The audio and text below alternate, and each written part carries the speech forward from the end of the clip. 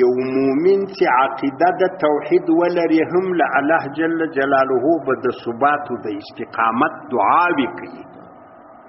یا الله چې کوم عقیده موږ لرو پر هغه ته مرګ ورسوه، زړونه پر بله خوا باندې مه اړوه. نبی علیه الصلاة والسلام به دا دعا ډیره کوله، یا مصرف القلوب صرف قلوبنا الی طاعتک ومحبتک. یا د ازړو اړونکي ته زموږ زړونه راواړوه ستا پر طاعت او ستا پر محبت. دا دعا به په مجلس کې ډیره کوله، چونکې صحابه د نبی علیه السلام د خبرې په ذوق پیږو. نو یو صحابي ورته ویل چې د الله پیغمبره موږ خو پر تا ایمان راوړی دی، ته اوس پر موږ بیریږې؟ یعنې هغه په دې پوهېدی چې دا ته موږ ته درس راکوې چې دعاګانې کوئ چې دا ایمان هم ته مرګ ورسېږي. نبي علیه الصلاة والسلام ورته تی بیریږه. ان القلوب بین اصبعی الرحمن كقلب واحد یقلبها کیف یشاء. نبی علیه الصلاة والسلام دا ټول زړونه د انسانانو دا د الله په بلاکۍ په دوو ګوتو کې داسې دي لکه یو زړه چې سړی د مرغۍ زړه په ګوتو کې راوالي، هرې خوا ته چې یې اړی هغې خوا ته اوړي. داسې الله د خلکو زړونه په قبضه کې اخیستي که یارې ستا زړه رادی کړي، بیا به په دا ټوله علاقه کې تر تا بد سړی نه وي.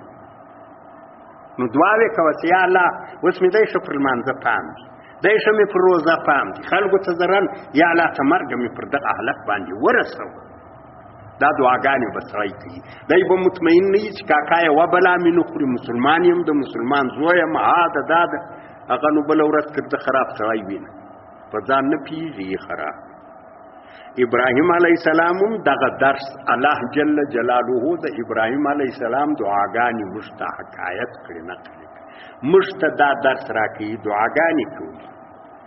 یا الله استقامت راکړي، یا الله ثبوت راکړي پر ایمان باندې. نبی علیه الصلاة والسلام وایي، یو حدیث راځي، نبی علیه الصلاة والسلام وایي ستاسې په سینه کې ایمان داسې زړیږي لکه پر بدن چې جامه زړیږي. له الله جل جلاله څخه د ایمان د نوي والي خواست کوو، یا الله ایمان مې رانوی کې، یا الله ایمان مې مضبوط کې، یا الله استقامت راکړي، یا الله چې ستا امداد نه وي زه هېڅ هم نشم کولی. ابراهیم علیه السلام غوندې شخصیت په څونه امتحانو کې کامیاب شوی دی. د نمرود ټولې انتظامیې د اور د سولو اختار ورکوي، د ده په عقیده کې دا تغیر رانغی. ښځه اولاد هر څه یې د الله تر رضا قربان کړو، په عقیده کې یې تغیر رانغی. اوس بیا هم دعاګانې کوي، یا الله پر دغه عالم وسه